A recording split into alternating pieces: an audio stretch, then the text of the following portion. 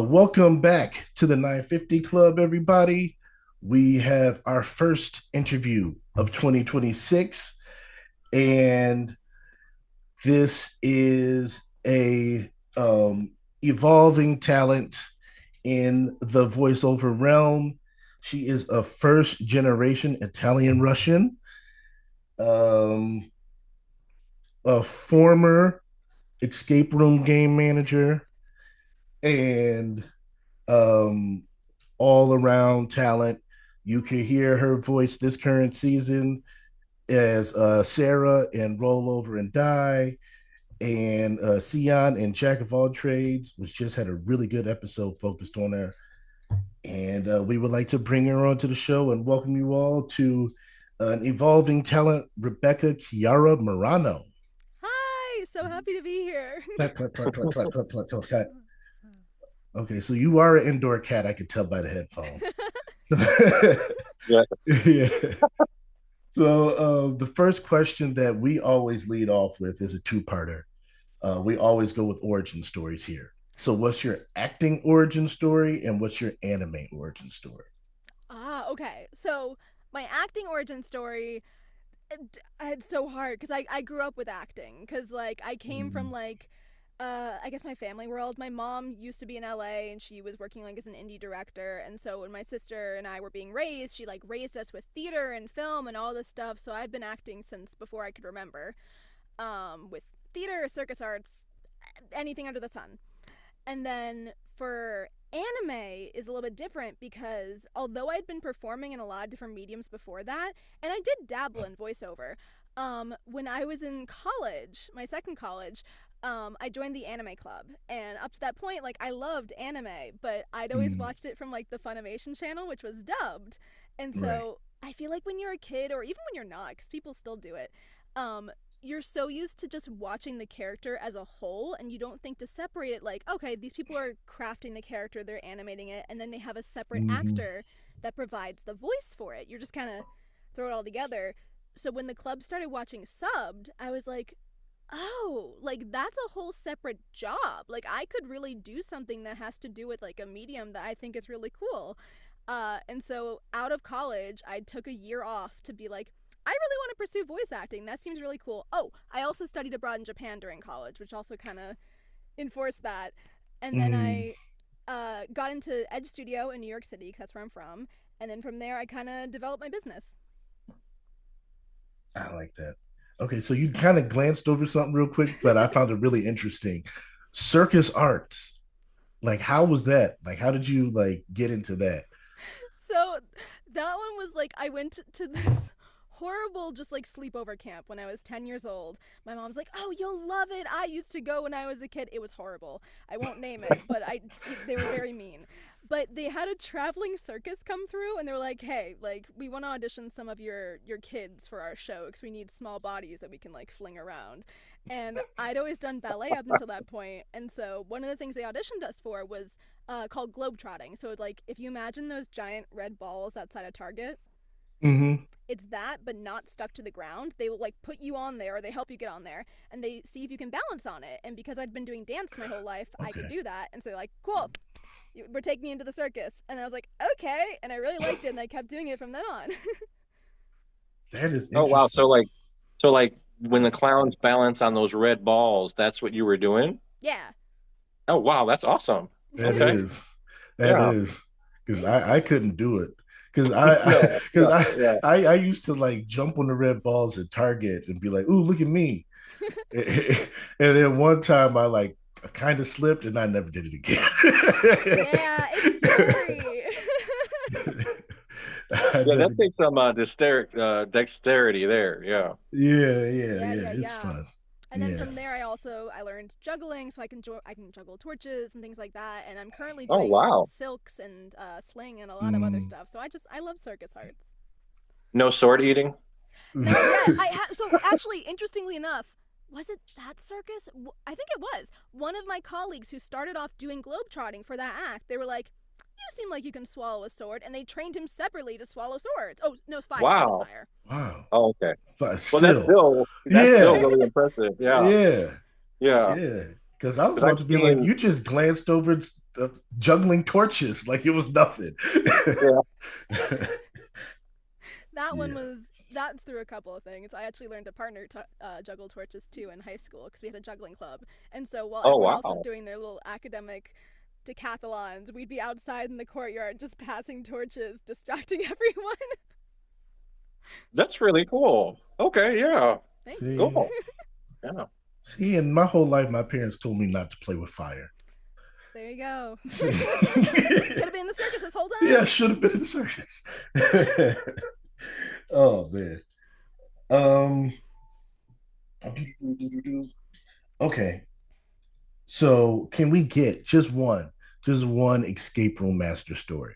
Because I saw you had some on your Instagram, and those were funny. So Thank you. can we get Yeah. like a fresh 950 Club exclusive? Oh, an exclusive one that hasn't been on the Instagram? Mm-hmm.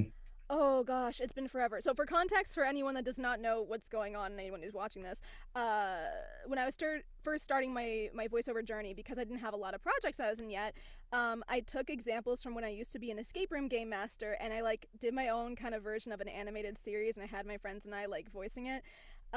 Shoot, I'm trying to think of anything really fun. Um, we dealt with a lot of Karens, and we dealt with a lot of people that uh when people get into the escape rooms, it's like the rest of the world escapes them. I'll just tell this one because I don't know if it necessarily was on there, but it's a fun one. Mm-hmm. We had this guy come in one time, and he was like an ex-cop, and he was like this is beneath me, and so he was on a date night with his wife and with another family too.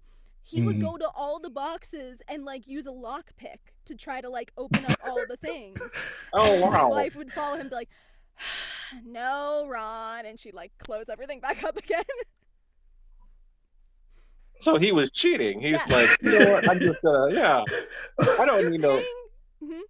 yeah, I don't need no key. I'm like I'm gonna pick these locks.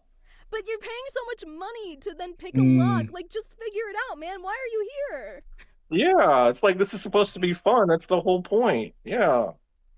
Well, he was using a different. There's never a time when using the lockpick is the appropriate answer. Mm-hmm. There's Maybe, never a time. maybe if it was for like, let's say like a bank robbery room or whatever, and they like teach Oh you how yeah. to pick a lock, and it's like fake Hmm. like that, I could see it, but not like a real. Don't bring that in with you. Like who walks around like if you were a cop Uh huh. and you saw somebody just randomly walking around with a lockpick, like you would be like, "What? This person's suspicious." Like, Yeah. Yeah. Like, what are you doing? yeah, that's insane. Oh, that's funny. You know what? That's a good story. Thank you for that. Thank Yeah. you. Okay. That has Oh. to be the weirdest mix of like something that's really, really cool, and then the public being what, like most people are really nice, Mm-hmm. but you throw them into any situation and they Hmm. forget stuff, they act a fool, and that has to be one of the coolest like Venn diagrams. Like, like, hey, escape rooms are really cool. The public can be crazy, so yeah. It turns them into different people, man, because they're either stressed out about the time or it's like they're afraid of looking stupid. So some people get Yeah. really aggressive, some people are fun and they just kind of laugh things off, but they don't take it seriously, which can Which is work. yeah, Yeah. But then there's people which is that just withdraw. Yeah. it's got to be hard, that level of anxiety, because it's like for the reasons you mentioned, yeah. But it's also got to be like a fun experience no Oh, matter what yeah. happens. Yeah. There's They definitely just a for large majority that still enjoy it, but then there's always, you know, stories. people that freak out. Yeah. But that had to Yeah, be a yeah. really fun job.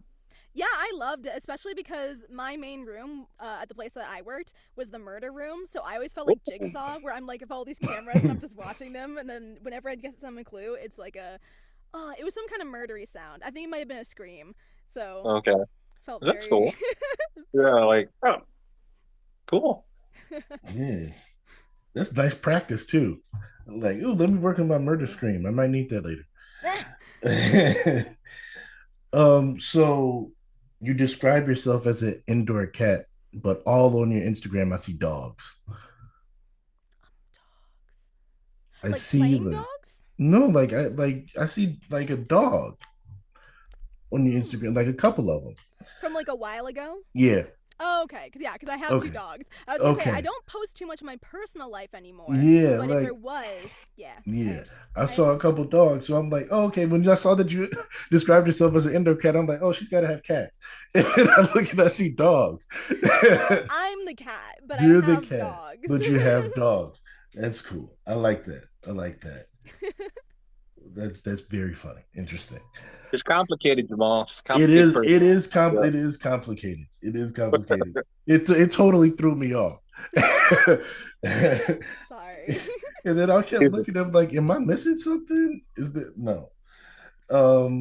But you did get to play a cat in With You in the Rain, Mm. which was like one of Edwin's favorite shows from last year. Oh, Yeah, that was the chillest, most relaxing show. Like I would come home from work and that would be like, all right, I had a rough day. I got to watch this show, and it would make me feel better. yeah, that one was a really sweet show. I voice a lot of cats, but that's I think the Mm-hmm. only anime cat I've gotten to. Oh no, I have. I did one more in I think Dekken no Mogura. I voiced like Mm-hmm. little spirit cats, but that's the only like cat that was like a main kind of character cat. Now, when you do like animal voices and stuff like that, do you have to audition for those roles? How does that work? It depends on the project. So, for example, for Fortnite, I also voiced some cats. That one I did have to audition for all of Mm-hmm. those. For anime, I think it depends. If it's a character that's gonna be like in a lot of episodes, sometimes they will have auditions for it, but other times it's like closed cast. So directors don't Okay. always have a lot of time, so they'll sometimes just bring people in that they know are capable of certain voice types to do that. So it just Okay. depends. Okay. Was that a project where they knew you already and were like, I actually Rebecca's the got girl we need? I got recommended for that role actually because the That's cool. season before was when I had my lead in Teogonia, and that director I was Mm-hmm. talking to him about cats, and so he recommended me for that show because I knew there was going to be a cat in it. Oh, that's really cool. Okay. Yeah, very That Yeah. sweet. is. And Yeah. that was one of the Yeah, more that's a nice. memorable episodes too. Oh, good. It was. So I did like that one. So before going back a little bit, you have um you do outside of what you do full time, you have you're a casting director and you do other stuff with indie projects, Mhm. right? So how is the like how do you like sometimes being the voice and then being the director? Like how do you like the balance of those different roles?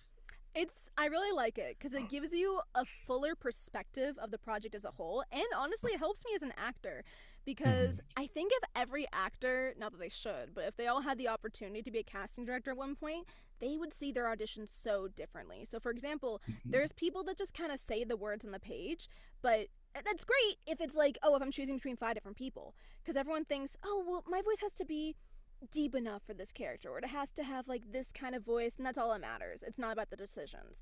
But if you're listening to like 600 auditions per character, you'll start realizing, oh, there's a lot more that goes into casting than just can I say the lines? Do I sound like I could fit the role? You know? Yeah. And it gives me better perspective on other actors as well, and just like, I don't know, the business of it. And I feel like it also helps me. I always feel like I'm pro other actors. Like, I always love recommending people for other things. I want to build other people up. But I think also getting to be on the other side of it, where it's not necessarily competition, it also helps me build nicer relationships with people, just as people, you know? That's really cool. Yeah. Mm-hmm. So like I think were you the 257th element? You did that one, right? Yeah. That was my latest casting one, too. And I also Mm-hmm. directed for that one, because I was a Right. creator in Japan, and they had Mm-hmm. Japanese voices for the cast, too. And so that one was interesting because I got to live direct the cast, which was fun. Oh, Oh, really? wow. Now, were Really? you live directing the English voice cast or the Japanese voice cast? Just the English. Okay. She's like, yep. Wow. one Okay. year study abroad in Japan wasn't enough for that.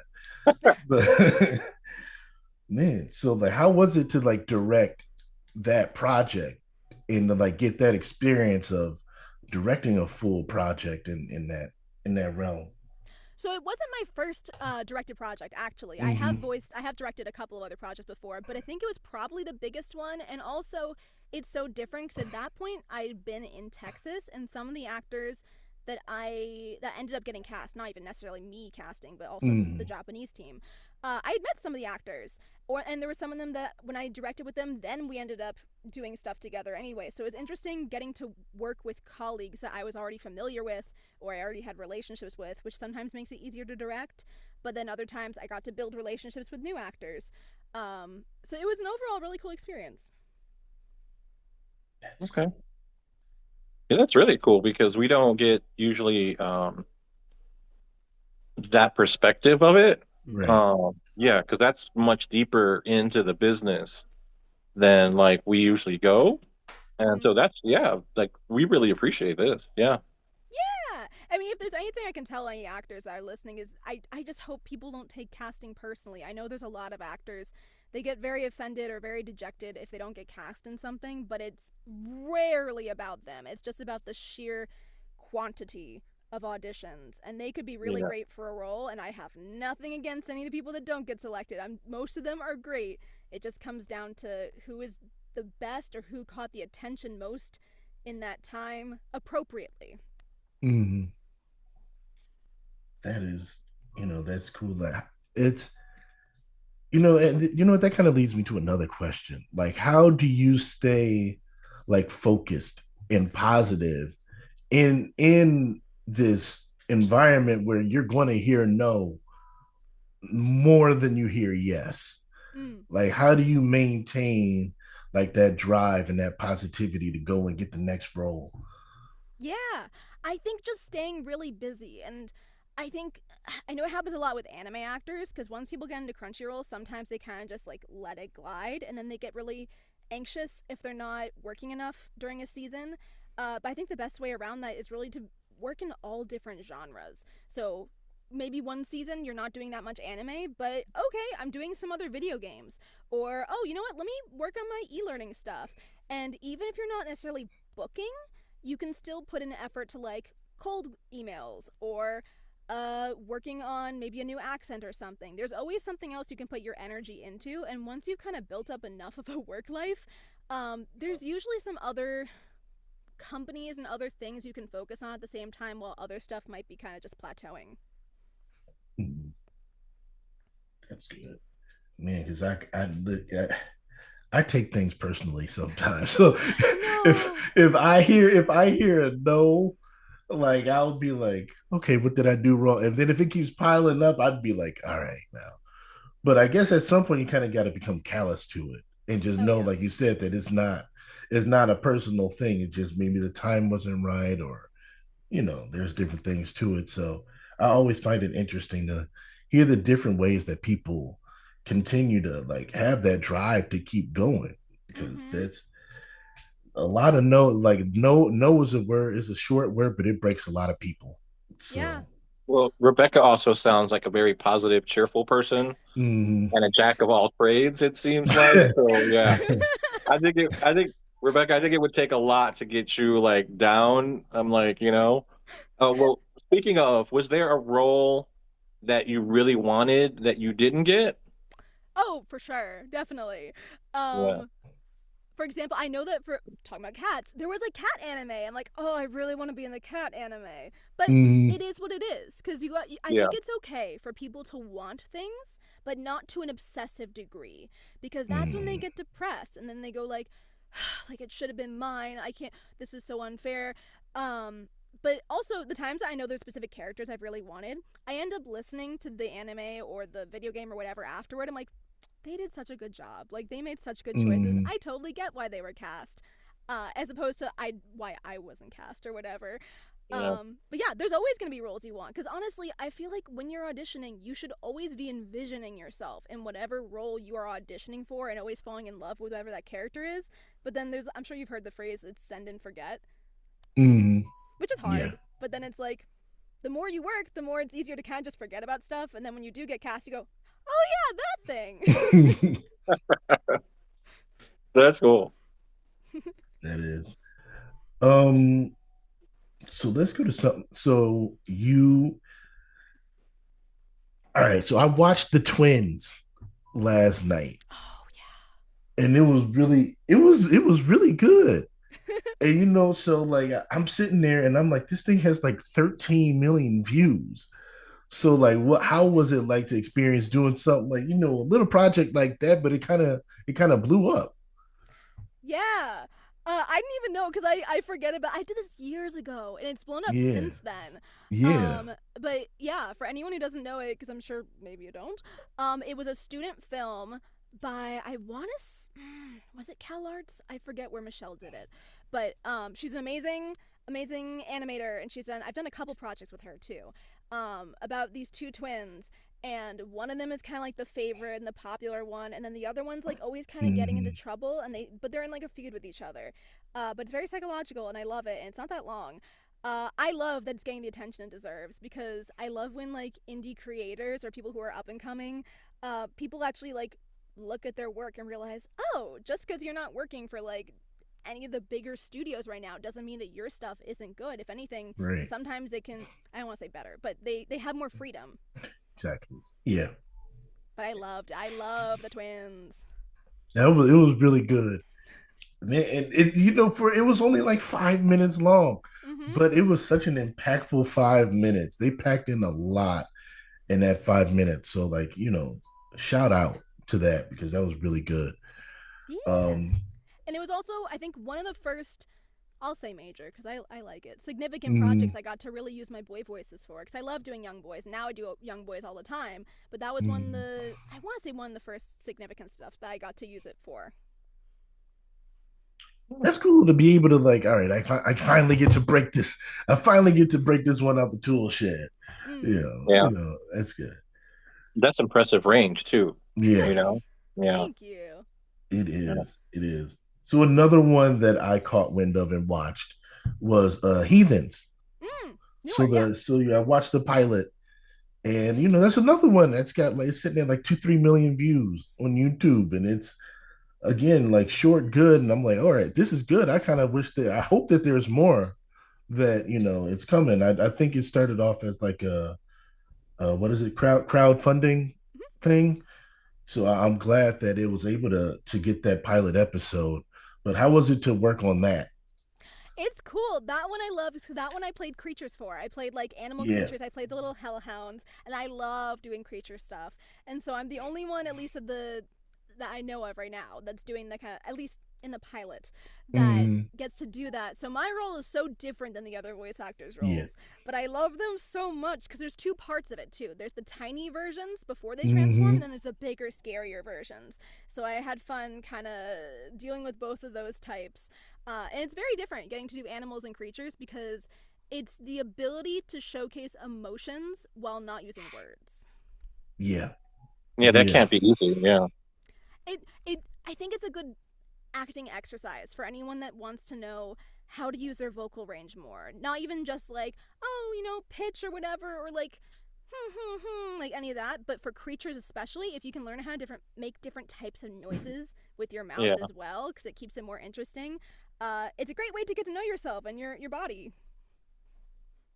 Like that's the thing that always like impressed me with like voice acting. And like you said, it was something that I never really thought of until I'm like, oh wait, that's a voice Mm-hmm. there. And like we were talking beforehand um about like, you never really think that, oh, there's a person that's making these animal sounds or these robot sounds or anything, and the talent that it takes to do that.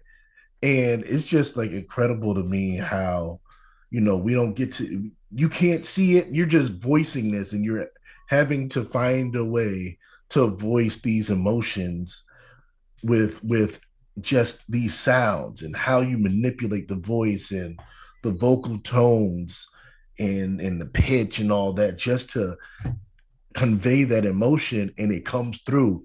It truly is a talent that I commend all of you for. Thank you.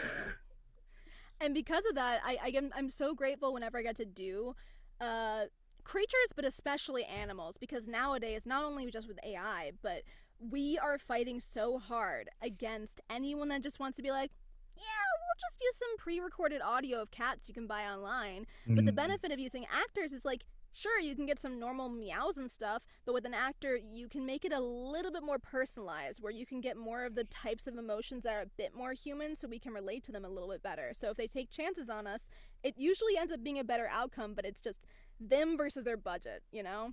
Yeah. mm, And also you can respond and, like you can respond emotionally to like what's going on, where pre-recorded is just like, a bunch of like the different sounds, but how is that reacting to what's on this, what's going on in the scene? It's not. Yeah.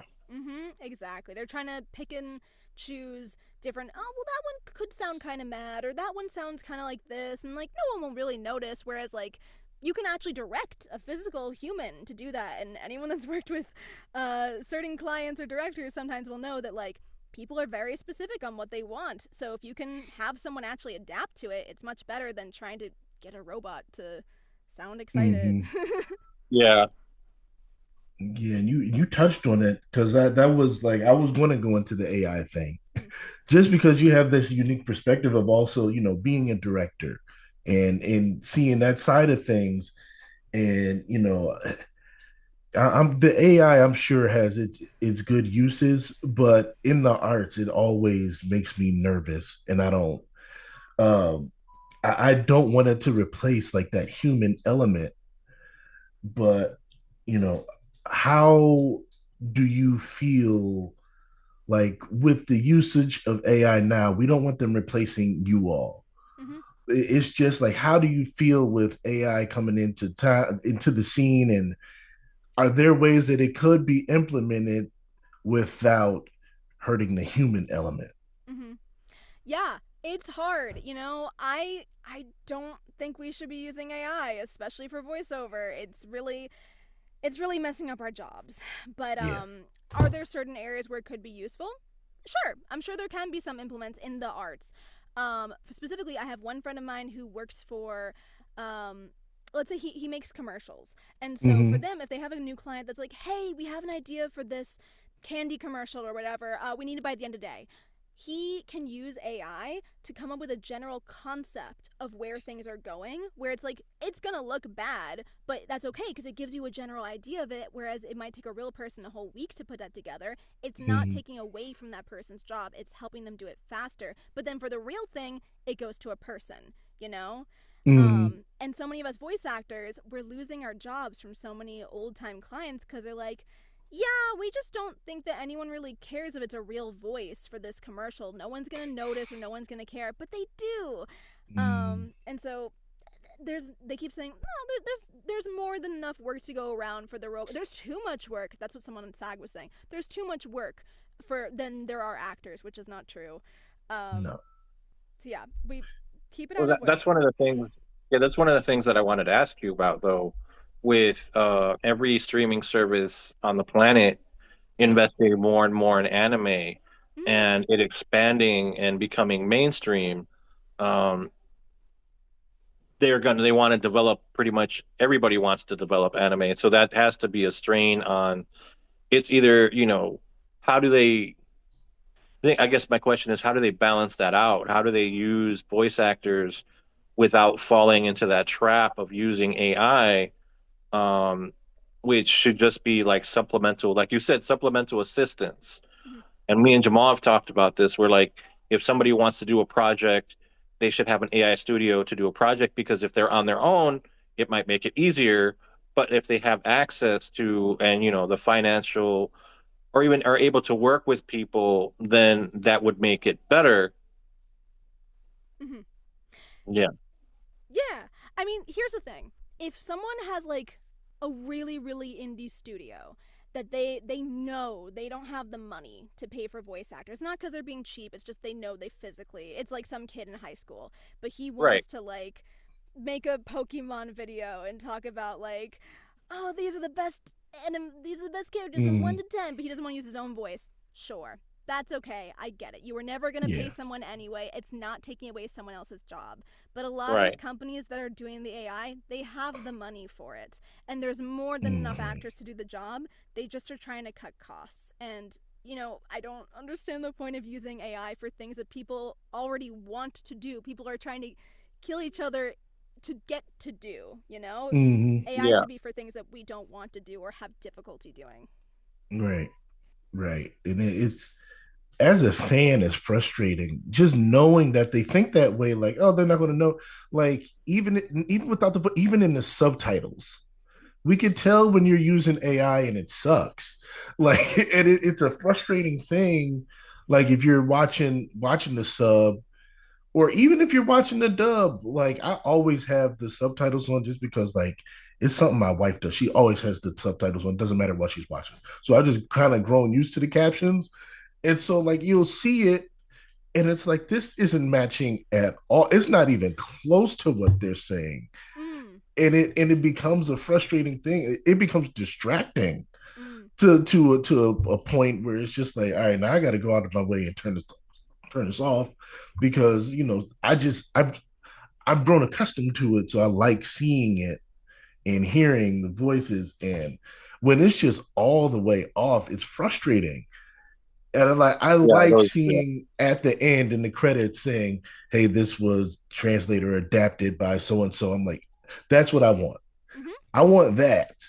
And I don't want them taking away that job or you guys doing the acting. Like I don't want that taken away because I want the full quality of the product without it being overly saturated down. And so like we're for you, but and it's just there's got to be. I just wanted to like we're always asking the AI question, and like we know everybody hates it, but it's like there's got to be something. But it's like you said, like, hey, maybe there's a kid that wants to do something, doesn't want to use this for. You know what? I get that's perfect. That's the perfect use for it. But these companies that have all the money to throw at it, don't do that. Hmm. Especially like I work in corporate America, so I have to watch a lot of those corporate like e-learning videos and whatnot.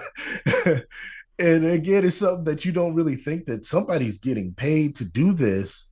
And it's like I don't want them to, take that money out of somebody's pocket because, like you said, if the roles aren't coming in, you could go over there and get this corporate e-learning bag, and that could tide you over. I don't want that money to go to like, some AI bot that just throws something out there. Hmm. I love that you guys have those options available to you to use your voices in so many different ways.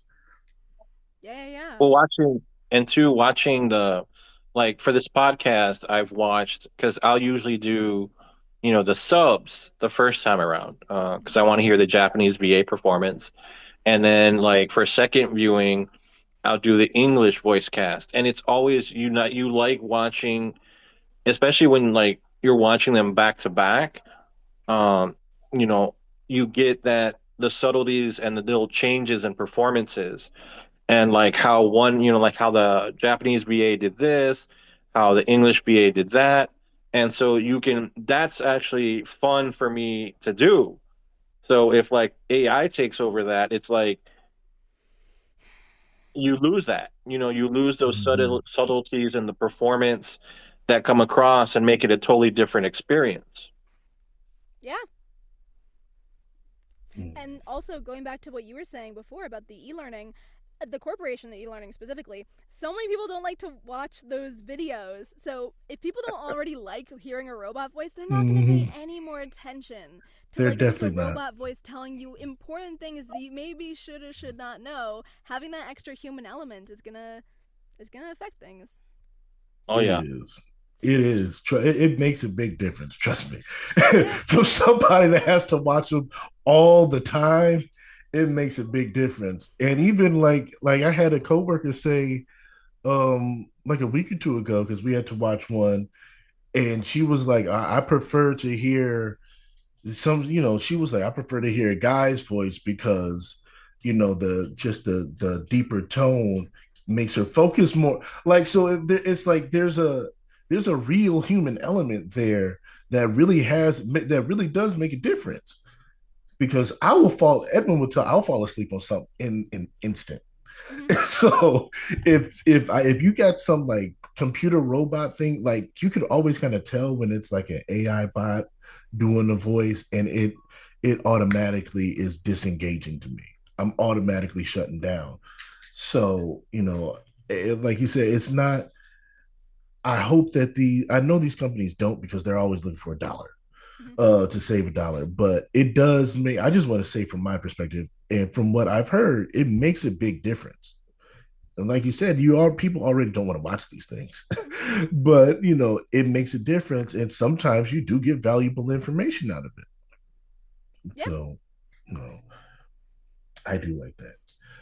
Um, One last quick thing I will say though about to your other point though about the AI translations. Sometimes they are, because I know some companies have been caught using AI for their translation things, mhm. but I will say sometimes the reason why the subtitles will be different than what you hear in the American version, you might notice at least on Crunchyroll, there's one that says I think CC like closed caption, but then there's Yeah, one that says a yeah, different one. The yeah, reason is because first there's a straight up translation where it's like here's what the Japanese people are literally saying, and then there's the version that we change it to fit right. the flaps, so that's why sometimes it's not always the same.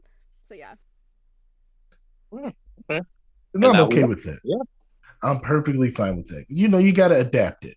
Yeah, And yeah, again, that's a job too, to adapt that. So like I do enjoy that, but they're like it wasn't Crunchyroll yeah. where I had this issue with. It was Gotcha. that evil demon Amazon Prime, and it frustrated the heck out of me. Um, Yeah. and again, it's not even just in the anime projects. No. It's just like watching regular TV. I see it and I want to throw a pen at the TV or something, but I'm not going to mess up my entertainment. Um, we have a question from our friend Tyler over at the Anime Degens podcast, because you were a character in the 100 Girlfriends. Yeah, Iku. So he was like, it gets I can he's like, I can understand how it gets chaotic, like having all these different voices in it. Like how were you able to craft a voice and craft the character in a way that makes you stand out amongst all the other girlfriends in the show? So it's so funny you say that actually because it really does make a difference. So the when I auditioned for Iku, I did two different types of voices. I did one that was definitely much more tomboy, and then I did Mm, one I think that was like a bit higher, maybe a little bit higher than my normal voice. And the director was like, I kind of want you to mix the two together. So she did cast me because she liked my acting choices, but then was like, for the voice, we have to change it because the girl who was right before me, the character that got introduced before me, mm, actually had too similar of a voice type to what I auditioned mm. with. And so sometimes we would have to redo some of the lines because she's like, that sounds a little bit too much like the other character. And so it does make a difference. Oh wow. Okay. Yeah. We ended up going with something that's actually very similar to my normal speaking voice, which is so funny because I never get to use my normal voice for anime.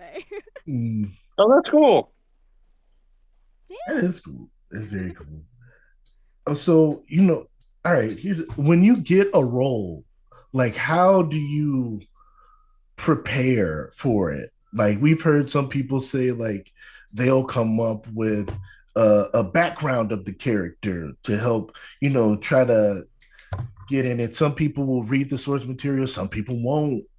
So like, how do you prepare for a role once they say, "All right, you got it"? So it depends, I think, on the genre. For anime, it's a little bit different.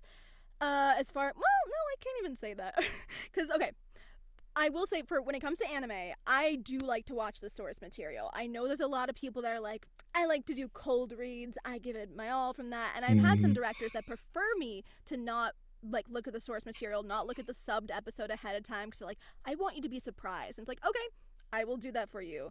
But if I have my own choice, I like to watch the stuff ahead of time and know the material ahead of time because that way it lets me make better decisions ahead of time of how I want to deliver certain lines. Because when you're in the booth, if you haven't seen it, you there's so many things to take in at once. Not only are Mm-hmm. you cold reading lines that you've never seen before, at least because at Crunchyroll we don't get the script ahead of time. I know some studios Right. you do. Oh. But then you're reading a line for the first time. You're also looking at the screen because you're trying to match the flaps. and then you're trying to make the acting decisions. And then you don't always know where it's gonna be. So, for example, I had one character where it's like I didn't realize that was her last line, and I was like, oh, I should have made that more wistful if I knew that that was like the her like come to Jesus moment, if that's the Mm, phrase. So it makes a difference, and it lets me take extra time to really delve into, I guess, the story arc that I want to present, or like, oh, that's a really interesting view. Maybe if I wanted to add like a touch of envy to this line that I wouldn't have thought if I'm doing it, cold reading wise. mm. And then I will say I don't tend to make up too much of a background for each character uh ahead of time, at least not intentionally. I do find though that sometimes if I get cast for like random bit roles where it's like someone who's just running across the screen, I will joke with directors like, she's just committed a murder, she's running, everyone thinks, oh, she's just playing tag. I'm like, no, she's the real antagonist of the show, they just don't focus on her. That's interesting. It's always. Do you go back and listen to your performances afterwards? Sometimes, when it comes to like I think big stuff, so like for example Teogonia, Mm-hmm. I definitely was, because that was my first anime lead, or at least like titular lead. um and then also because we don't get to see other people's performances, so Right. sometimes I will rewatch them just to be like, how does everyone's stuff fit together in one thing. But then other times I don't, especially if it's a like a bit roll or whatever. But I will sometimes, at least, okay, I will say though, I do go back to make sure my voice is actually in there for some stuff, because sometimes we do get recast. Again, Right. usually no fault of the actors. It just has to do with like, oh no, this girl I chose for waitress number 4, her voice sounds too similar to this other character. We're gonna quickly swap her out for someone else. So that I do listen back to just in case. But sometimes I do listen to my stuff, and sometimes I don't. It just depends. That's always something that's interested me too, because even outside of like acting, like I'll hear like athletes be like, I don't go back and watch my games, or musicians be like, I don't listen to my own music or whatever. So I always find it interesting, like because some people will go back and they'll start to critique their own performances, and like again in this industry where you're relying on your voice, and like I could see how like the it could get dangerous if you start to nitpick at yourself, Yeah, yeah, after yeah. hearing these after securing these roles. So I had someone ask me that question actually really recently, where they're like, mm, how do you feel like, when you see yourself and sometimes you think, wow, I just did a really bad job? And I'm like, well, I mean, I try not to think that way about it. Of course, I feel like I almost always think that way whenever I leave the booth, because I'm like, oh God, did that sound okay? Did I make the right choices? Did I bother the director? But at the end of the day, it's like, as long as you're doing your best, it really is a team sport, even though it's just you in the booth most of the time, unless you're doing Walla. It really is on multiple people, because it's on the writer to kind of choose the mm, right words for it and have it fit the flaps and stuff. It's on the director, where like if you don't deliver it a certain way that they liked, it's like, hey, can we maybe add a bit more softness to it, or can we make it a little faster, or whatever. It's on you to be able to put forth the character, and then the editing team and all that. So it really is a team sport to try to put out the best product anyway, so you can't always put it all on you. um but also, there's gonna be so many people that are gonna critique you no matter what you do anyway. Because mm, not only the dub versus sub people, but like, there's too many people in life that are gonna want to tear you down. yeah. You have to kind of be on your own team for some stuff. Not necessarily an ego, but you have to give yourself some grace. You're doing the best you can. Mm, yeah, you do, and Yeah, go ahead, Edwin. I don't really like the sound of my voice after it's been recorded. So there are times when I have trouble going back and listening. People are like, "Oh, do you listen to yourself on the podcast?" I'm like, "No." 'Cause it's like it's a hard it's I don't know what it is, but just listening to myself recorded is really hard for me. And yeah, I definitely go through those thought process like, oh, I could have said that better, or I could have done that differently.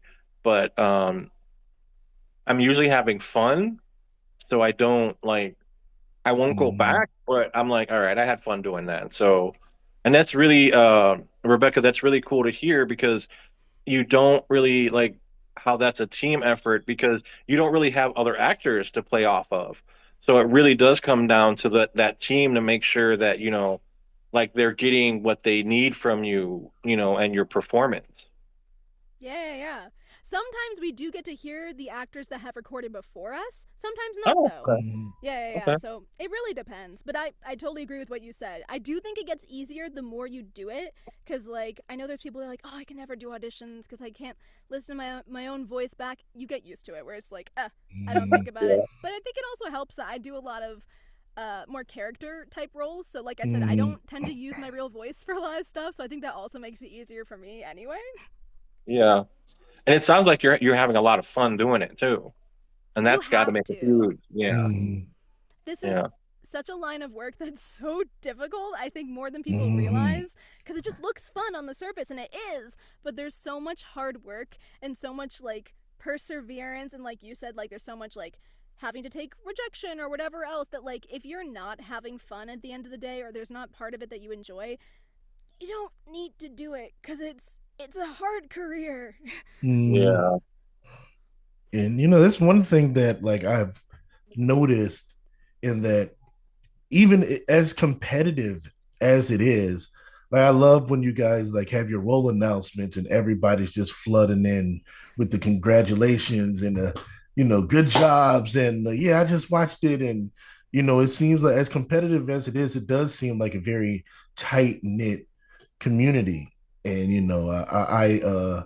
it's always good to see that like you have that support from your fellow people in the industry. You know. They definitely understand what we're going through, and it also means a lot having support from, yeah, the people in the industry, the fans, even if they don't do voiceover, just Mm-hmm. the ones that actually check out the work. It's amazing. Or like family and friends, whoever you can have in your corner is just, amazing. Mm-hmm. Are there any like who are a few people that like is always in your corner that you just want to be like, all right, I gotta send them a special something because a special shout out because like you said that it's competitive. There's going to be a lot of rejection. There's going to be a lot of waiting, and you know, we all have to have those certain people that we rely on when things get a little rough. Like, who are those people for you? Okay, so the first person that came to mind, who knows if there's probably so many other people I can list, but the Mm. one that first comes to mind is my friend Kevin, who actually was voicing in the escape room animations Oh back in yeah, the yeah, yeah. day. Mm-hmm. Because I met him many moons ago, and we were just friends. And he actually introduced me to Casting Call Club, which, if anyone doesn't know, it's a free website where anyone can create projects, and sometimes they, fall through, and sometimes they're really cool, and you get like pretty Mm-hmm. mainstream projects on there. Anyway, he's the one that showed me that. And so he knew me before I was doing like mainstream voiceover or a lot of voiceover, and I think he's the one that gives me the biggest responses whenever I'm in an anime that he knows, and he goes, you're in what? Like, that's insane. And like it just feels so good because anyone else who's in the industry, it's like, no big deal, like we're all in anime, or like, you're in Mm-hmm. another thing, like it's, well, not that I'm trying to say that they're Right, rude, but right. it's like, they're used to it. Yeah. And then sometimes my family is like, that's cool. Like, I don't really get it, but like, good for you. But like, Kevin gets it. Kevin is an otaku like me, and he's like, I'm sorry, you were in Doctor Stone? Like, huh? And Mm. I love that energy. It is kind of like we do the little podcast thing. It is so weird. It was so like at my like little wedding dinner, like it was funny because my mom was pointing at my dad. He was like, look, that's Edwin and Jack. Those are people he does the podcast with. Oh, Yeah. and it's just like it just gives you a little something extra because yeah. like I'm with Evan. I hate hearing my voice too. Like it's nasally, it's deep. I always like hate like say anytime I say something, the second it comes out my mouth, I'm already like, dang, I should have said it this way or I should have said that. And I can only imagine what it's like to be in an industry where that is there. And it's forever because like it's like you got these roles and it's like I can understand how that temptation is there, but like it's all I'm glad that you have Kevin and those other Yeah. people in your corner to make sure that you stay grounded and make sure that you realize like this is still it still is cool, because sometimes when we're in the journey we forget like the positive and the excitement that we had for it in the beginning. And I'm glad to hear that you say that you're an otaku, because that's another question that's always interesting to me. Like, are you still able to watch anime as a fan by being in the industry? Because some people, like I've heard people say like I try to watch, but I'm auditioning and all this stuff, I don't really hate it. But it's like it's always refreshing to hear that people are still like, no, I'm still a fan of this, I still love it, I still get the excitement from it. Yeah, I'm glad you brought that up because it definitely is a thing. So, for example, unless it's a show that like I really, well, it depends. This also comes with the mindset of again being mentally prepared to be able to separate I guess rejection from the show itself, because sometimes I can't watch shows while they're running because it just makes me think Mm-hmm. this is such a cool show. Oh, I really want to get called in for it, and it's like Mm-hmm. I have to wait. I have to wait for the season to be over, and then I can enjoy it. But then there's other times it's like this is really cool, but like it is what it is. Because I really much believe for anyone like the role that you are meant to have will find you. So as long as you can kind of feel safe in that and knowing that you're doing your best, then yeah, you can still enjoy anime. And I still love watching anime. And it also makes it easier that there are definitely some studios that currently are much harder for me to get into. So it's like I can fully enjoy the show without worrying about, oh, I You're really like, want them to yeah. call me in because I know that they're Mm-hmm. not really going to. Well, And that's in okay. that vein, like, what's a project, or whether it be like, a show that's ongoing now or a show that was going on in the past, that you were like, I want to do that. Like that's something that I like want to do regardless. It's just like that's my dream. I want to do that. What Hmm. what show like, like fires your engines on that level? Let me tell you the answer to that. Here we go. I'm excited. My favorite anime of time, the anime that got me into it was Hunter x Hunter, specifically the 1999 version Okay. because that's the one I started with. But I know they also did the 2011 one, which is also Mm-hmm. great because it continues the story. There's a studio in LA named Bang Zoom. They're the ones that did the Right. 2011 one. If they ever continue the show, because we don't know, I know Togashi just started putting out a few more chapters, but we don't know if it's going to get an anime adaptation. If it does, I You're will there. do what I need to do to be in that show. I really that is my dream, to be in that show. And specifically, I love the Phantom Troop, and I know that they have a story arc that goes back into like them as kids. Like if I could be any of those characters, You're specifically, like, there's a young Crollo. I do young boys. I will die. That is the ultimate dream. okay, cool. That's awesome. We're going to do everything we can Yeah. to try to make that a reality for you. We'll tag them on Instagram 1,000 times a day if we have Don't harass me. It's okay, but I appreciate the to. sentiment. No. Oh boy.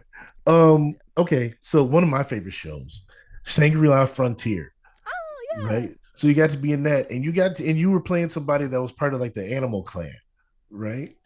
So like,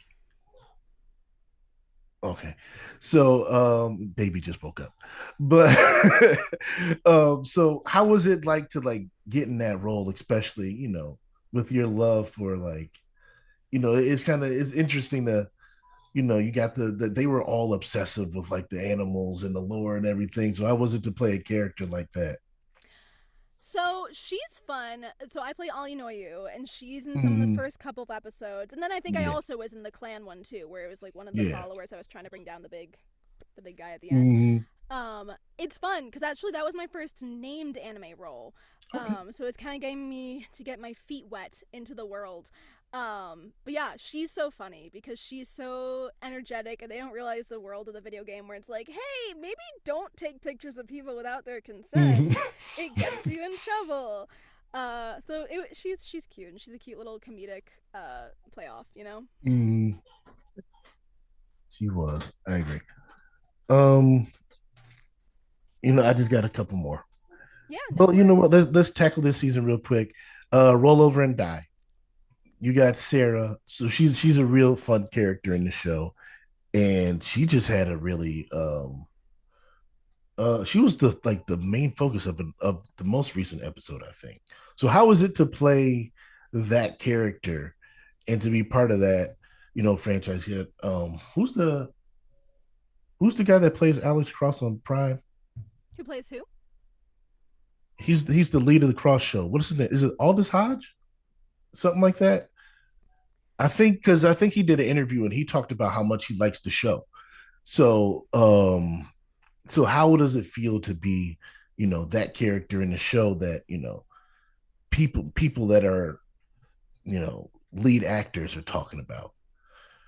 Yeah, I love this show. When I got the auditions for this show, I was like, of all the shows this season, there's some very good ones too.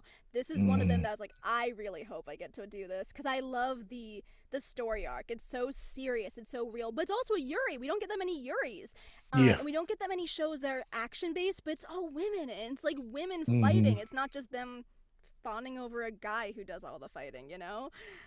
Yeah. And I play Sarah, who's actually I feel like the only character of the group that's a bit more on the comedic side. She's so over Yeah. the top, cutesy, and like Hmm. energetic, which is so different from everyone else who's more realistic. But she's so cute and she's a good fighter, and she's so devoted to just helping people. And it's really fun to get to play her and get to play along the rest of the cast too because they're all amazing. Hmm. Yeah, like she's such an interesting character because like she was in the church, that was her basis. And Mm-hmm. like early on she's confronted with like the realities of what's going on. So somebody that young that has to face something like that, like that's something that like a lot of people they couldn't handle, and she took it on the chin and is just kind of rolling with it. So like I was like really impressed with her character and how you are playing the role. So Thank you. congratulations to you on that. Yeah, she's Um, she's got an interesting arc. She's definitely a really, Yeah. really interesting. Really Well, interesting. given that like the church has kind of saved her, Hmm. and now she's got to like kind of like fight against them. mm-hmm. Yeah. And there's some awesome fighting. There's yeah, that show has some awesome like fighting scenes and like story arcs and like even the Yuri elements are like Millikit is so sweet. I'm like, yeah, yeah, Yeah. Yeah, yeah. We were texted and Edwin was like, if they do something to Milk it. He was like, they better not.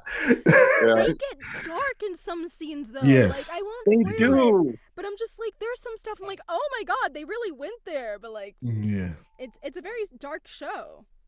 Yeah, that's part of the fun though, because you become invested in what happens to these characters. And it makes the other moments, like the funny moments, you're like, they made it, You're like, you're not really sure like who's gonna make it in this show and who isn't, and Yeah. you're like, okay, they made it, they survived that one. Yeah, Yeah. Especially with how dark it started, it's just like they've already proven that they'll go there. yeah, So that's always kind of lingering in the back of your mind, like they don't mind going here. Mm-hmm. So, she's still safe, Edwin. You're okay for now. well, Rebecca, that has to be a lot of fun for you because you get to Yeah. play this character who is a little bit more bubbly and a little bit more, who can do that serious part.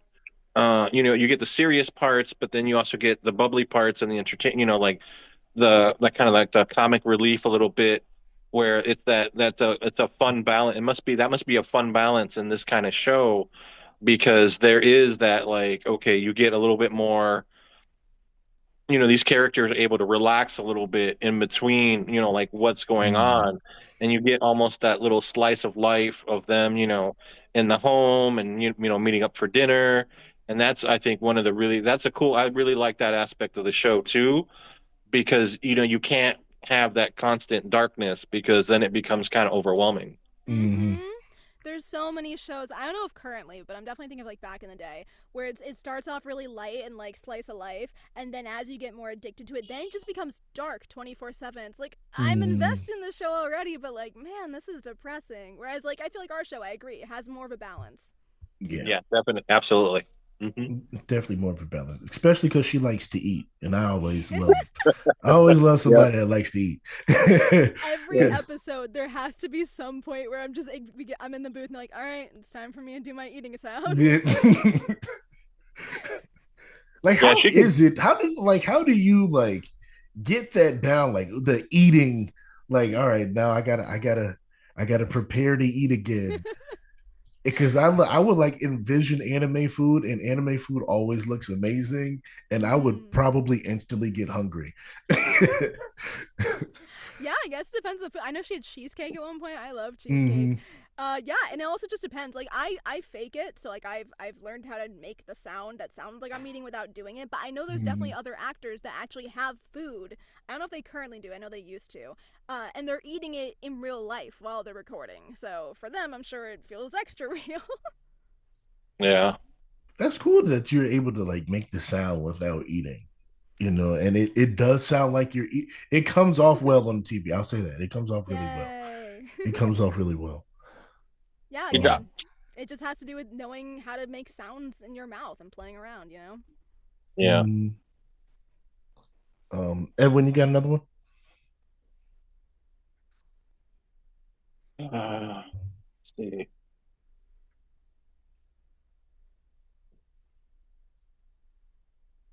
Oh, I was wondering if you read any manga. If you Yeah. have time, like that's always we always love like manga recommendations. And I was wondering, Rebecca, if you like if there's any manga, because like what will happen a lot of the times is that like I'll read manga and the guys will be like, "Oh, this show's coming out. Oh, I read the manga." And they're like, "Of course you did."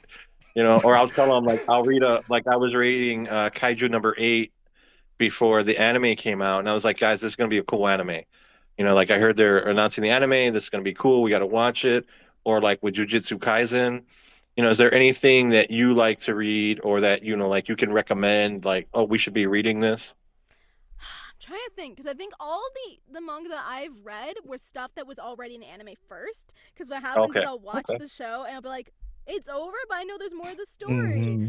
The Yeah. ones I Hmm. will say though is okay, Princess Jellyfish. If you know that one, that was only Oh 12 yeah, that's I love episodes. that one. It's Yeah. so Hmm. good, and there's so much more to the story that happens in the manga. So I would recommend reading that one if you want more. Okay. Um, Yeah, for sure. there's also a show Kiss Him Not Me, which I know was not it didn't get the best reaction anime wise because it only had 12 Hmm. episodes, and it made it seem more like, oh, girls are only valuable when they're skinny, and like guys only care about whatever. But if you read the manga, it gets much more it doesn't always end up like that. I think it's a lot more wholesome if you read the whole thing. Okay. um and then shoot, what's the other one? It's shoujo, ah, Gakaki no Shoujo, which is another one. I think this was by Sound Cadence, the anime, Hmm. about a girl who was attending an acting academy. And I feel like all Okay. voice actors are like it because it's about kind of competing not only to get into the school, but then within the school trying to get like roles or whatever. And then that one continues as a manga, but it's only online. Okay. Oh, and That's Cool. Tokyo Ghoul. interesting. Tokyo Ghoul is different, apparently. Anime versus manga. One's more psychological thriller. Hmm. Yeah, I've heard that about Tokyo Ghoul. Yeah, Hmm. that's interesting. Yeah. I like that. It's always interesting to hear because some people like read the manga before the Mm-hmm. shows come out, and some people are like, like you, like after the show's out, like it's over. I gotta now. I read I like, I think it's more fulfilling in a way because I feel like the people that read the manga first and then they watch the show, they go, ugh, they skip so many things. yeah, It's so different, and it's easier for people to get mad, which I understand. It's understandable. But if you do it the opposite way, then you're like, wow, look at all this extra stuff, hmm, and it's like a happier yeah. ending. Yeah. You're not going in there with those expectations, and when it doesn't meet those expectations, you're hurting it because then it kind of ruins the show for you. Even though like people may be like, "Oh, this is a great show," and you're just like, "Ah, no, it wasn't like the manga." Like it usually ends up like that. but it is fun to also sometimes read it and be able to predict. Like I was listening to one of our older episodes before, and like before the show was even announced, like Edwin just said, we had a segment where it was called I Recommend. Mm, And we always talked about stuff we recommended, and he recommended the Apothecary Diaries. mm. Like a year or two before the anime was even announced. And like you come out and you see it now and how big it is and how beloved it is. Like it's always interesting to like have that perspective. And like you said, he did the same thing with Kaiju. Like, yo, this is gonna be big. You guys got to be prepared. Yeah. Now I have a certain amount of trepidation Mhm. where like if I read something that I really like, I'm like, oh man, I hope they do a good job adapting it. I hope they do a good job Mm, adapting it. And Yeah. then yeah, and then when I watch an anime, if it kind of goes like this.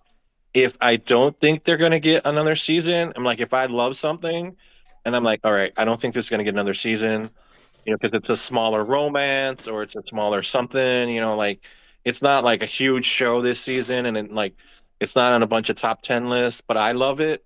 I'll go and I'll read the manga because I'm like, this is either, going to happen like 6 years from now or never. So I'll do that. But if it's like a bigger show, I kind of leave it alone because I don't want to get spoiled. Yeah, yeah, yeah. mm, Yeah. It's also funny you guys bring that up with like, oh, I think this is gonna be big. I have another friend of mine who's an otaku. He was in the anime club with me back in the day, and for Christmas mm, one year, he's like, I love reading manga, but it's so hard for me to try to find good ones that I want to read. He's like, for Christmas, can you just like make me a list of a bunch of really cool sounding manga and I'll read them? And one of them was mm. Free Run, Okay, Oh, nice. look at and now it's that. an anime. Yeah, yeah, yeah. That is nice because that's I think that's still number one on my anime list, isn't it? I think it is. So that's a and you're in that project too, so that's got to be fulfilling to be in such a big beloved project. You know, It is. I get my tiny little moment in it. I'm friends with mm, Rebecca Dene, who's also like an actual significant character, she's and I cool. Yeah, we yeah. interviewed her. Oh, Yeah. nice. I'm sure you Hmm. did. She's lovely, and I always joke with her, be like, yeah, we're both in free run. Like I'm Baker Woman, in the final episode. Clearly, they want me for all the conventions that bring all the free run actors in. Baker Woman, yeah, And you know what? Like I remember that episode. yeah. Like that, yes. So when I was reading it, I was like, "Oh, Baker Woman," and I was like, "Oh, I remember that episode." And I'm terrible at I'm terrible at remembering things. Like I think that's where our co-host Jack comes in at because he's very good at this happened in this episode, and it all kind of runs together for me. But there's certain things that stand out, and for whatever reason, that Baker episode really stood out to me.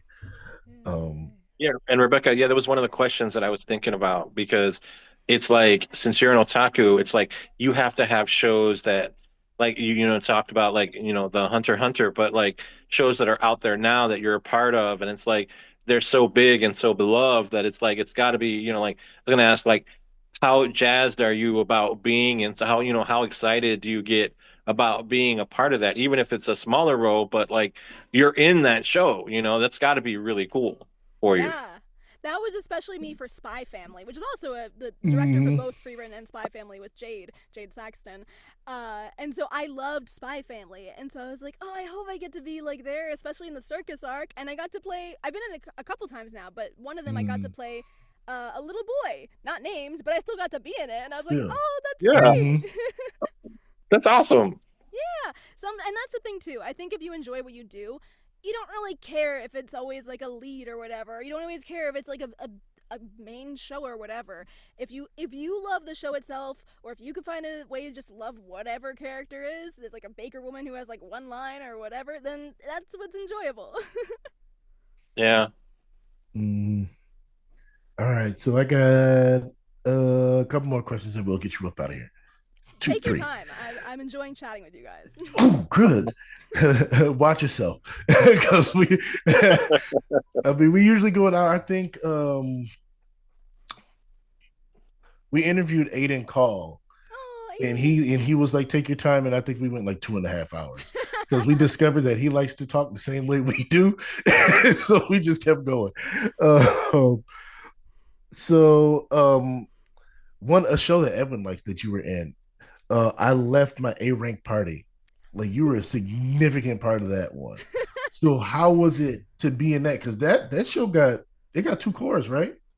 Yeah. Yeah. Yeah, yeah. So how was it to be in that show and to have like that amount of time to like I gotta roll. I got a consistent role. I'm here every week. You know. Yeah.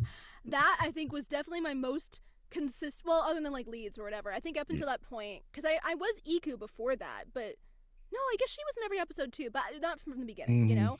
That Right. was such a fun role because my character, who's Camrat, who's like the little floating camera thing, Hmm. I didn't even audition for him, but I got brought Okay. in by the director because that was actually, so the director of that show is Manny Aragon, who's amazing. This was his first show, right? Yeah, every director has two shows, so it's one of the first two Hmm. shows of him as a director. And so he was like, when I was working as an engineer, I remember you used to do a lot of creature stuff for us. So I thought of you for this role, and I brought you in, which was so meaningful for me that someone was like, "Oh, this is my first time directing, and you were the one people at the top of my mind." And it was such a fun role to play because yeah, sometimes he'd be in the episode actually like doing stuff, but most of the Hmm. time I come in for like 5 minutes. I have like one line. I just do the end credits because I'm the one that's like next time on. Hmm. So it was just such a fun little character to be like, yeah, I'm in all the episodes and he's my Yeah. little creature guy. That's really cool. It is. And sometimes those are the best characters, like the narrators and the people that do the lead thing. Like sometimes those are the most significant voices. Like next time on Dragon Ball Z, like that voice the second you hear it. Yeah. Or like in Kaguya Sama. Mm. Like you know that you as soon as the narrator comes in, like they were a strong part of the show. Like you Yeah. hear as soon as you heard that voice, you're like, okay, this is good. Well, you can't really imagine Kaguya-sama without the narrator. Yeah, They yeah. kind of those roles kind of become iconic. You're like, Mm-hmm.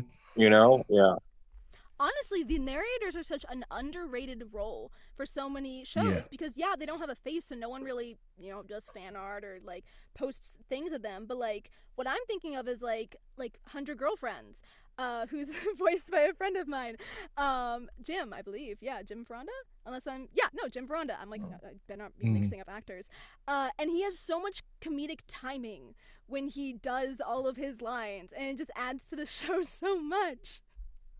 yeah, oh yeah. I mean, there have been like there are times where like the narrator might be the narrator's the comic relief, Mm-hmm. and they add such a the characters might be going through something serious, but the narrator will come in with like the funniest jokes and like totally transform like, oh, okay, like this is my favorite show because it's like the narrator just brought this to a different level.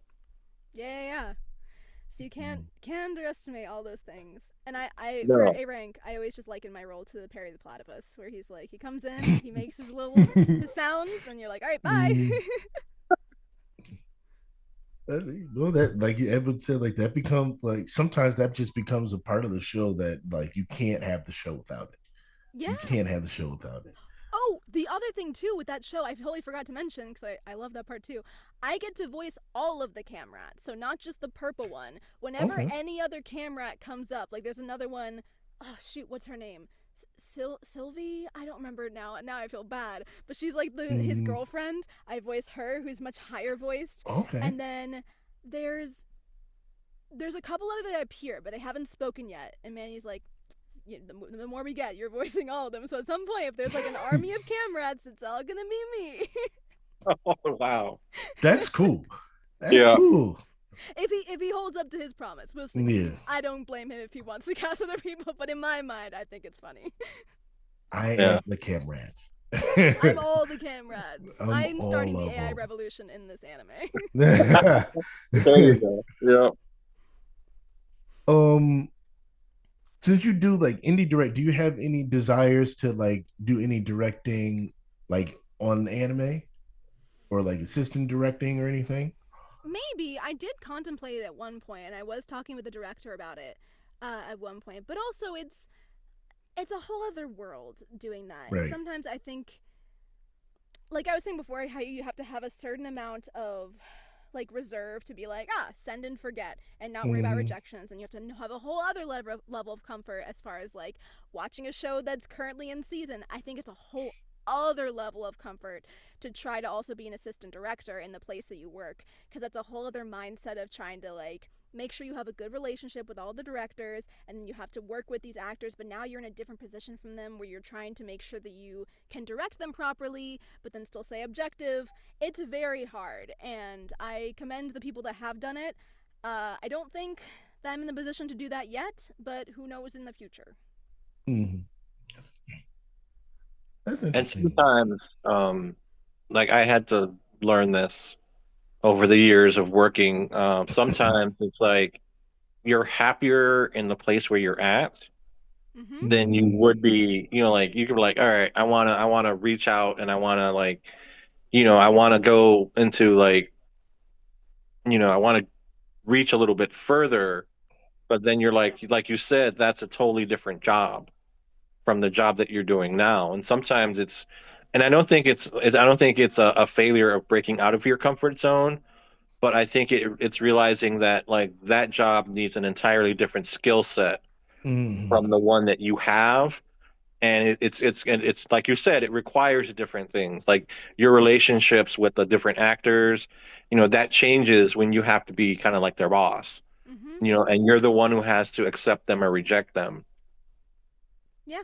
Not well, no, I guess the assistant directors, they do cast. I was gonna say we don't necessarily reject them a lot, but yeah, no, Mhm. they do, or you at least reject some of the lines, I guess, if you're asking them to do a line again. So yeah, it's a Mm-hmm. hard position to be in, and you're constantly gonna have to be in the. You have to be very confident in your own mental state of knowing like I'm here to do a job. I'm not gonna worry about other people think of me, but I'm still gonna be polite. But there's a lot of mental Oh yeah. gymnastics. Oh Yeah. yeah, I can imagine. Yeah. Yeah. Yeah. Yeah. It's like you said, Evan. Like sometimes it's just it may not be for you. And there's nothing wrong with I'm comfortable here. Mm-hmm. Not everybody's meant to lead. But that's what makes that leadership skill set a skill set.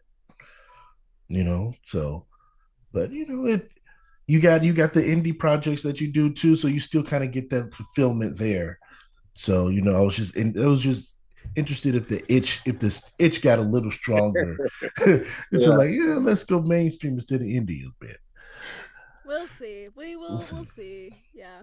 Mm. Okay. So here's a question.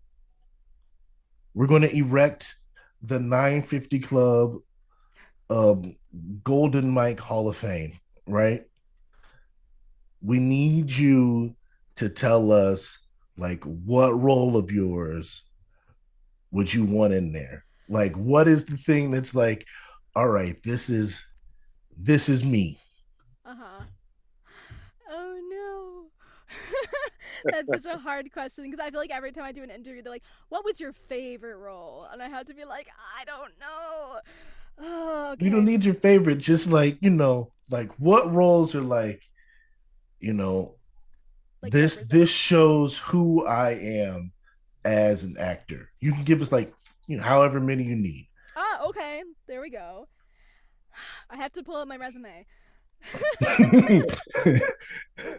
Okay, so I as far as like my animal stuff, I think I would probably Mm, say Peels and Fortnite because that okay. shows my ability for my animals and stuff like that, and also video game. Um, A very big video yes. game. That is huge. It was a cool experience getting to Mm, get cast in that and getting to voice it. That was really cool. And honestly, I think I prefer getting to do it as an animal than just like as a normal talking person. I like it mhm, more. um, I guess I would also say Teogonia because boy, and also mhm. first like official lead. Um, and then I guess I'll just say Chelsea from Doctor Stone because although I Okay. do play some other characters that are like little girls or whatever, I think she encapsulates the chaotic energy and the high pitched voice and just like the opposite of like a Kai from Teogonia, where he's much more like calm but also sometimes angry or whatever. Like it's a yin yang, you know? Mm. So I guess I'd say those three kind of capture maybe, but it's so hard to say. There's so many roles, which I mean I'm There grateful are for. that's good. That's good, but we always want to I think it's important to be able to pat yourself on the back and to say Yeah. like, yeah, I crushed that one. That, because it's always good to hear from other people, but you got to be able to pat yourself on the back too. So, Yeah, and to follow up on what you said just now, but also remind me of what you said earlier. I love what you said because I actually tell people the same thing. mhm. When people are struggling with voiceover, especially when they're at a certain level of voiceover where they're not even just necessarily newbies, it's so great to be able to look back on your past roles because I think there's too many people where it's like they could be in like a bunch of Disney shows and they're just like, I just feel like I've plateaued, man. Like I'm not getting cast as often as I am, or I'm not getting the lead. And I'm like, dude, you were just in blah blah blah. You did all these Mhm. other things. Think about when you just started. Look how far you've grown. And it allows you to be a bit more grateful, be a bit more realizing of your journey. Yeah, to see it all kind of come together, like you said. Okay, so all right, now these are my last two because you just led me down a different road, and like you have the unique perspective of being a director and casting director. So, like, what advice would you give somebody that wants to start voice acting or start voiceover? Like, we got bits and pieces here and there, but like a couple bullet points of, hey, this is what you have to look forward to if this is what you want to do. Yeah.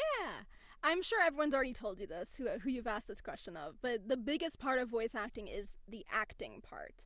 I think there's a lot of people who think a lot of it has to do with your voice or it has to do with like impressions and impressions not so much because although there is definitely a field for it. There's a niche area where it's like, hey, they Mm, need someone who could just do Morgan Freeman for stuff. Great. Um, but as far as like a Bugs Bunny or a SpongeBob, they already have an actor for that. So it's not going to get you mm, as far as you think, although it is a good skill set to be able to be like, okay, I can hear a voice and I can learn how to make my voice sound like it. It's a great stepping stone, but it's not all it is. And same thing with voice. Some people are like, I have a really cool voice. I have a really deep voice, or I have a really like funny voice.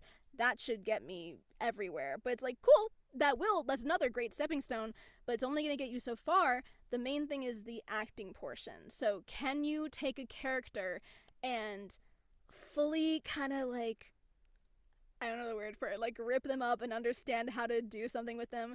Can you see a script and put levels to it? Because that's the number one thing I also see, especially when you have a monologue or a longer line for an audition. Is there's a really big difference with people who just have the same emotion throughout the entire line versus like finding the levels of like, okay, I'm going to start off a little bit sad, or maybe I start off embarrassed and then I get to like really sad and then I get angry that I'm so sad about it and then I get back to like a place of acceptance. Like that shows me so much more of what you can do than just I have a low voice and I'm going to be angry during this line. Yeah. mm. And then the number two thing I will say, because again, I think everyone's told you acting. Personally, I think also knowing the business of voice acting, because again, I went to Edge Studio where not only is it like you did, well, actually, we didn't even do that much acting classes because I'd already done acting before that. But I took a lot of business classes. I learned about Mhm. marketing and economics and branding, and I think that really helps you because once you're past the certain level of like, yeah, cool, I'm a decent actor. I have the bare minimum to be able to do confidently or competently acting. You need to know how to market yourself, and you need to know how to build your business when you're not getting auditions or when things aren't necessarily coming to you. You need to be like, okay, cool, how do I find work for myself? How do I make work for myself? That's that is great advice. That's you do because we do hear the acting thing Yeah. a lot, but it's such an important thing. Because like you said, like, I love comedy. And so like when you say it's not just your voice, it's not just impressions, like that's what I automatically go to. Because people think like, oh, I got a funny voice, or I can do this impression of so and so. And it's like, yeah, that's funny, but that's only going to take you so far. It's not original. Mm-hmm. What how are you going to be able to take that and make that into something else?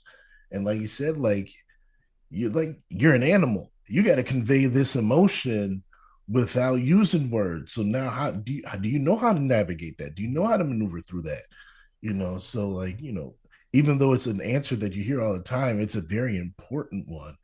And everybody always kind of gives us a little different take on it. So it's always interesting to hear that, and especially with your background and the things that you've done, it's always good to hear from a different perspective outside of the acting perspective, like, hey, this is what I'm looking for when I'm casting, you know so that's great information. Thank you. Yeah. Yeah, you need that skill set.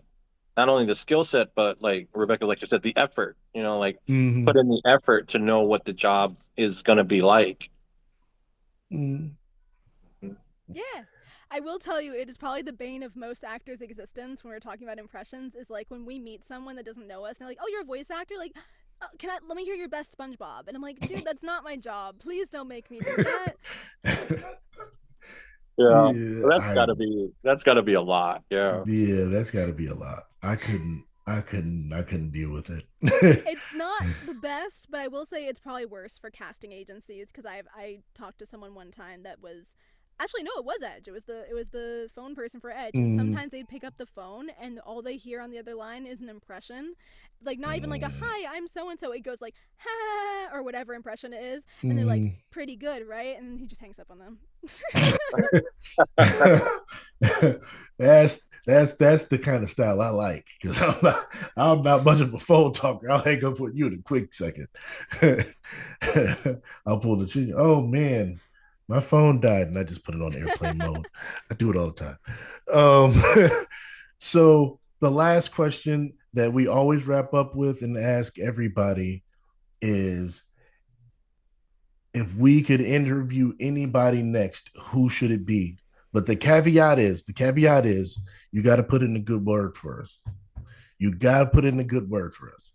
So who's somebody that you should say, you know what, you guys should talk to this person? Wait, how is that a caveat though? Because wouldn't I be wanting to put in? I mean, because sometimes people would just like be like, hey, you should interview this person. And it's like, no, you know what? Yeah, we will interview them. We could reach out, but it helps a lot. It helps a little bit to have somebody throw in a good word for us. Yeah. Like, yeah, hey, they were good. Yeah, I interviewed with them. They were good. You guys should do it. Okay. So, to be fair, I feel like a lot of people I've mentioned, you're like, we already talked to them. We So, a definitely, I'm couple. sure you've talked to Rebecca Dene. Mm-hmm. And I'm sure you talked to Rochelle. Mm-hmm. Okay. So, then maybe I will say Jim Ferranda then. Okay. He's Okay. he's cool. He's done oh shoot, what's the name of that thing? He's in like a really big thing that I can visually see it. It's like a robot dude and he's a square. Is it Borderlands? I think he's also done some Dragon Ball stuff. He does a lot of cool stuff. Jim's very nice. And again, 100 Girlfriends.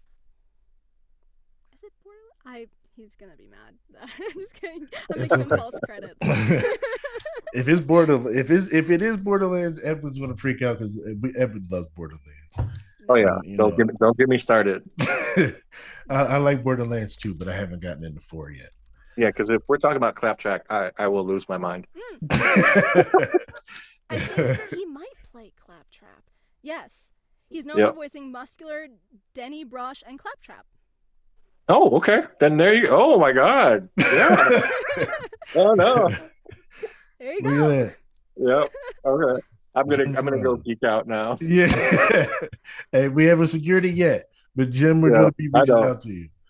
We're going to be reaching out to you. Well, again, thank you for your time. And of course, we would want you to take the time to plug your social media, your website, your roles, all that. Now is the time to, put yourself over. Oh gosh. Okay. So social media, Twitter, I don't call it X, it's Twitter. I Is don't call it X either. not giving him that power. Me Is neither. at RCM Voice, so it's my initials, voice. Instagram is the same, is similar. It's RCM underscore voice. I think my Blue Sky is the same thing as my Twitter, so I think it's RCM Voice. My website is also rcmvoice.com. And then as far as roles to plug, I thought I opened this. The only things I think we didn't really touch on was, I think we might have discussed them already. Ah, I do have one that coming up that I'm very excited about, but I have not been able to Okay, announce it can't yet. yeah, we But can't announce that. But Oh man, I want to know now. no, we You can't. know, you'll see it We'll soon. see. We'll see it soon. yeah. We'll see it soon. Yeah, But if the you're only excited about it, I'm happy about it. Oh yeah. yeah. Yeah, the only ones we didn't really touch on was Genshin. I got Oh, to be in. Genshin, yeah, Yeah, Genshin is huge. yeah, Yeah. and that's another cat one because I Mhm. voiced a couple characters, but I also voiced a character named Dolphy, who is the cat cafe person Mhm. running it. So that was fun as a fellow cat. I also got to jump into the final season of My Hero Academia as young Yoichi Ooh. Shigaraki, which was Mhm. Nice. also similar to what you were saying before, is getting to go back into shows that like we've watched Yeah. before and being like, oh my god, I get to be in this and I get to be like a kind of significant role, even if he's only in one episode. Um, and then yeah, Mhm. I'm not gonna bore you with all the roles that we that are on there. We talked about most of them. You'll see it on her Instagram. Yeah, Or website, her they're website. It'll be around. there. It'll be there. So again, thank you, Rebecca Chiara Yep. Marano. Thank you for Yeah, your time. thank This you is the guys. 950 Club.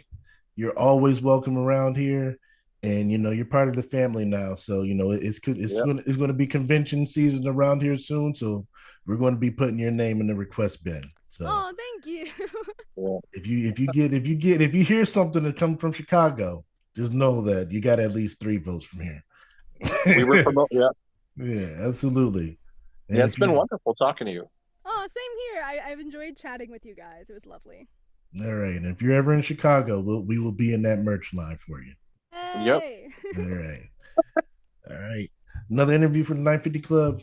Thank you, everybody. We're out.